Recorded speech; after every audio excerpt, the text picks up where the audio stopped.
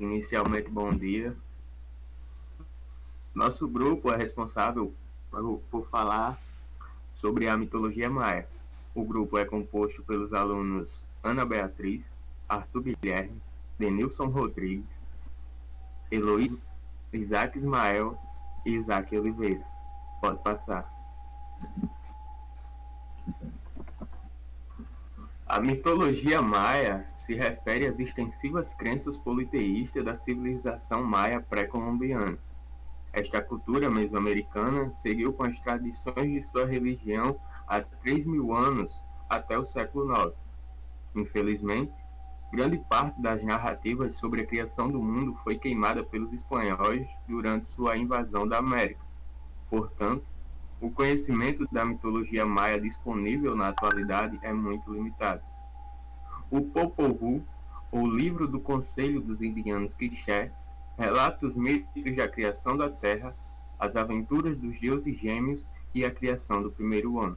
Agora eu vou narrar a criação do mundo segundo a mitologia maia. O início. No princípio não havia homem, animais, árvores nem pedras.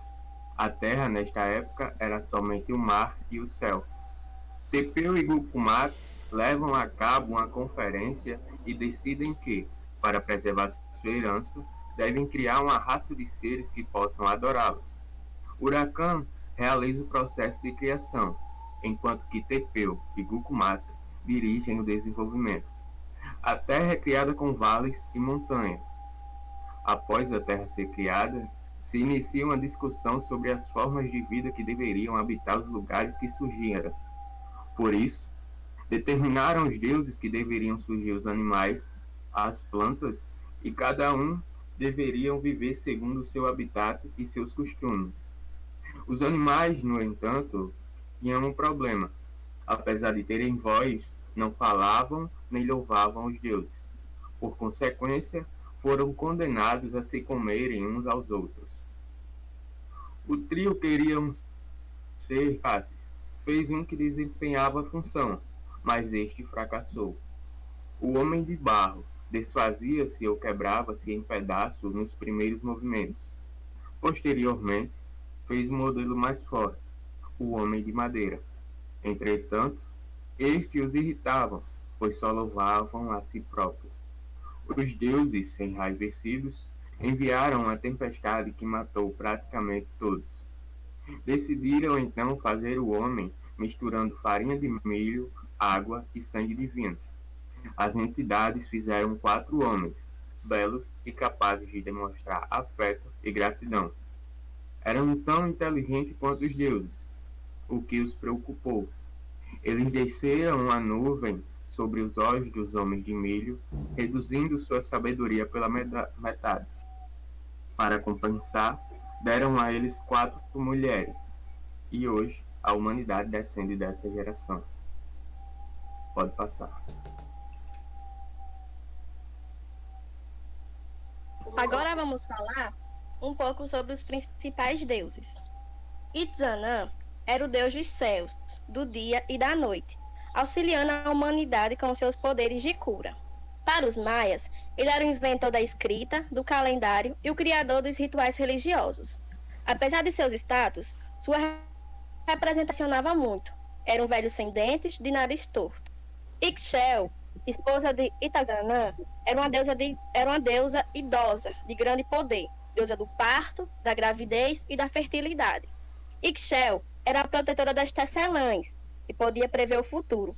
Mas ela também tinha um lado obscuro. Com serpentes no lugar dos cabelos, a deusa mostrava sua insatisfação agitando as cobras.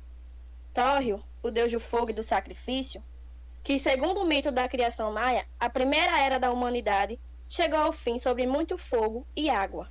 No início da segunda era, os ancestrais dos humanos encontraram Tórrio pela primeira vez em um local chamado As Sete Cavernas.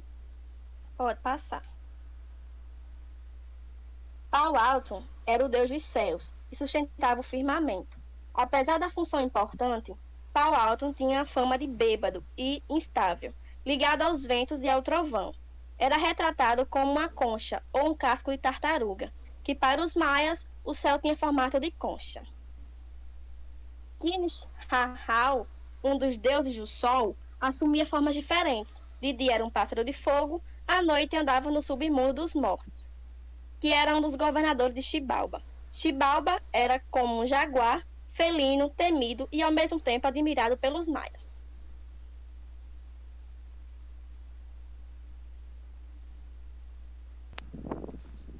Apu, o contrário de Tizâmina, Apuque é o deus da morte, da guerra, trevas e desastres do panteão maia. Ele vagava pela cidade à procura de almas doentes para levar ao Metinal, nono nível de submundo chamado de Xibalba, o pior dos infernos. Vukubi-Kaki, deus demônio representado por um pássaro grande e monstruoso, era rival dos deuses do bem. Ele queria ser o principal líder do panteão maia, mas foi derrotado pelos heróis gêmeos. Hunhunapu nasceu como humano, mas graças à interação com os deuses, acabou se tornando uma divindade. Ficou conhecido como deus da fertilidade. Ele e seu irmão Vukubi-Pu foram desafiados no reino dos mortos, mas assim que chegaram lá foram assassinados. A vingança ficou por conta de seus filhos gêmeos, Runapu e Balanque. Pode passar. Rumbat Showen, irmãos humanos que ao passar para o submundo foram denominados deuses associados com atividades ligadas à arte. Eram filhos de Runapu. Os irmãos caçulas os prenderam numa árvore mágica, na qual Rumbat e Rumshoe se tornaram macacos para conseguir descer. Passaram a ser conhecidos como os deuses macacos.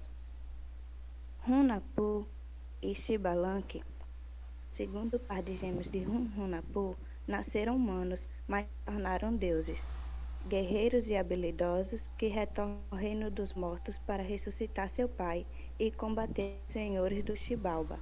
Após várias tentativas, ressuscitam seu pai e depois da grande vitória se tornam o sol e a lua do panteão maia.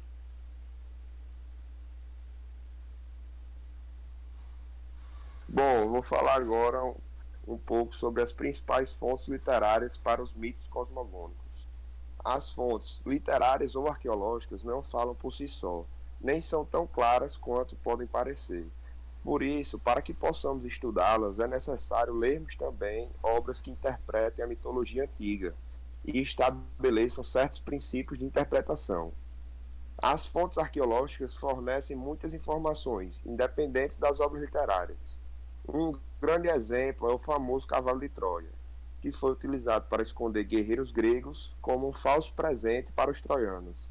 Entretanto, não aparece na Ilíada, apenas na Odisseia que ele é mencionado. Aparece também em várias representações antigas, como em vasos arcaicos de cerâmica. As fontes arqueológicas podem ser bem acessadas em uma Grécia de Peter Levy, mas talvez o mais sensível, o mais indicado seja assistir vídeos de produtoras como da History Channel, do Discovery e do National Geographic. Um deles você também encontra disponível em CDs, à venda na internet. Pode passar.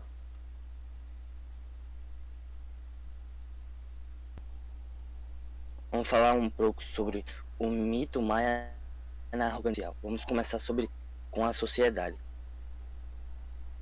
Bom, a sociedade maia tinha uma organização bastante diferente dos demais impérios ao longo do continente americano. Organizando-se de forma descentralizada, os maias dividiam o poder entre diversas cidades e estados. Em cada uma delas, um chefe chamado Alak-Vinik governava a região em nome de uma divindade específica. Seu poder era repassado hereditariamente aos cargos administrativos, e por eles era delegado. Os funcionários públicos da cidade eram de origem nobiliária e desempenhavam um cargo de confiança. Entre as funções, este corpo de funcionários deveria controlar exércitos, fiscalizar, arrecadar impostos e aplicar as leis. Outros importantes cargos eram desempenhados pelos sacerdotes, que orientavam os sacrifícios, oferendas e realizavam durante as cerimônias religiosas. Além disso, a classe sacerdotal maia tinha que cuidar da disseminação de técnicas e conhecimentos dominados pela civilização. Nela encontrava-se artesãos e guerreiros que exerciam atividades importantes na manutenção da instituição da economia maia.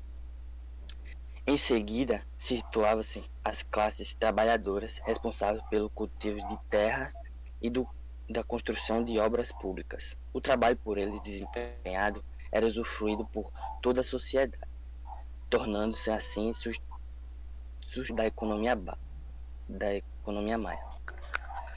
E na base da sociedade estavam os escravos, geralmente obtidos por conquistas militares e não pagamento de tributos. Pode passar.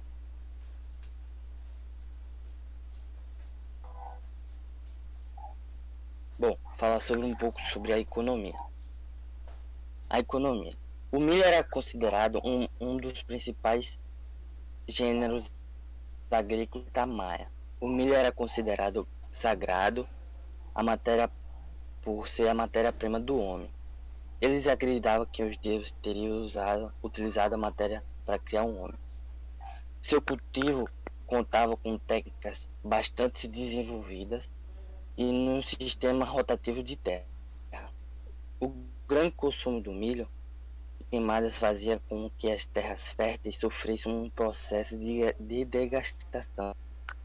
Com isso aconteceu a falência da agricultura, que era uma fonte de alimentação. A fome foi um dos motivos que dificultava a população maia. Além do milho, a abóbora, o feijão e o tomate e várias raízes eram alimentos usualmente consumidos pelos maias. Também tem o cacau. O cacau era outro produto importante. Suas sementes eram utilizadas como moeda de troca. E falando sobre as terras. Para a terra ser cultivada teria que ser pelos camponeses e somente pagavam o imposto utilizado pela terra. Eles também tinham a baunilha, a pimenta e orégano, que eram produtos utilizados para o tempero de alimentos, e a caça, que eles caçavam antas, tartarugas, coelhos, macacos e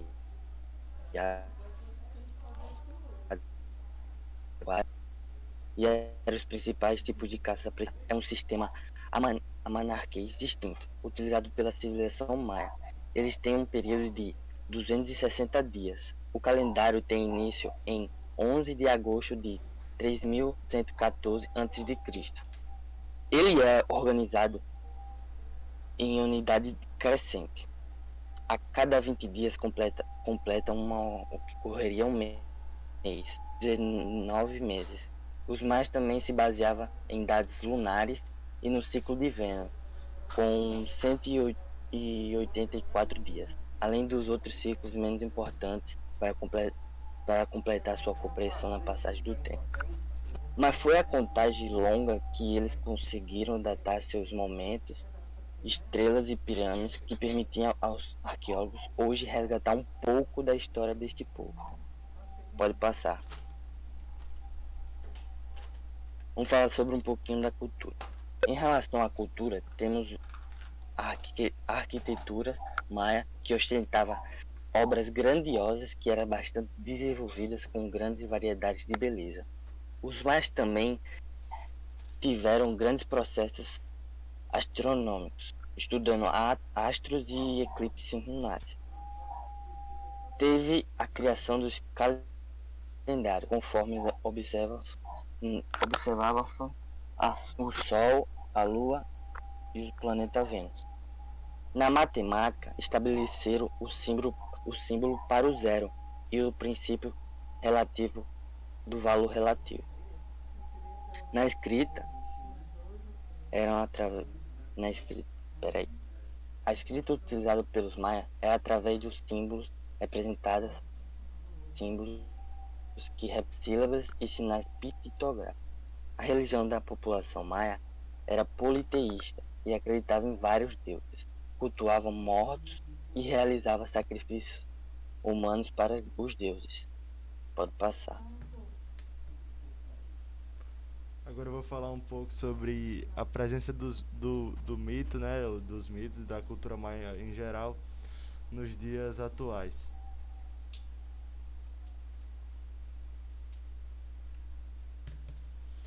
A cultura e os antigos costumes dos maias permanecem vivos até hoje. Seja, por exemplo, pelo calendário que recentemente em 2012 provocou algumas teorias da conspiração que previam o fim do mundo, ou pelas cidades que ainda permanecem conservadas, onde vocês encontram templos como, por exemplo, o templo de Kukulkan, um lugar que um dia já foi usado para cultos em nome do deus maia Kukulkan. E em 1998 a Unesco declarou a cidade maia de Chichén Itzá, que é a casa desse templo, e de vários outros como patrimônio da humanidade. Então é um lugar que você pode ir visitar, é bem visitado por turistas e é como se fosse uma viagem no tempo. Como Arthur e Isaac falaram, também tem o Popol Vuh, que é um livro que você pode comprar e ler, que ele aborda questões sobre a criação do mundo maia e do mito cosmogônico. O manuscrito original do Popol Vuh não possui divisões em capítulos. No entanto, as edições atuais baseiam-se na tradução de Brasseur e apresentam estas divisões, que são feitas de acordo com a ordem cronológica e a temática dos acontecimentos. Também existem muitos filmes e séries que narram a história e falam um pouco sobre a cultura do povo. Um exemplo é a série Guatemala, que é uma série que está disponível na Netflix, e ela fala sobre a cultura em geral do povo maia, falando sobre os mitos, sobre a sociedade antiga, a economia e etc.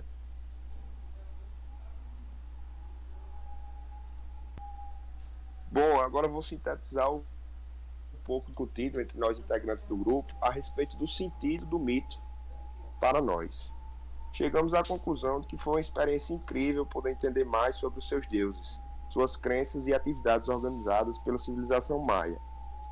O mito é muito importante e interessante, já que nos ajuda a entender um pouco mais da civilização e sua cultura, e entender que a função do mito não é primordialmente explicar a realidade, mas sim acomodar e tranquilizar o homem em um mundo assustador, o que nos fez refletir muito mais o sentido do mito em nossas vidas.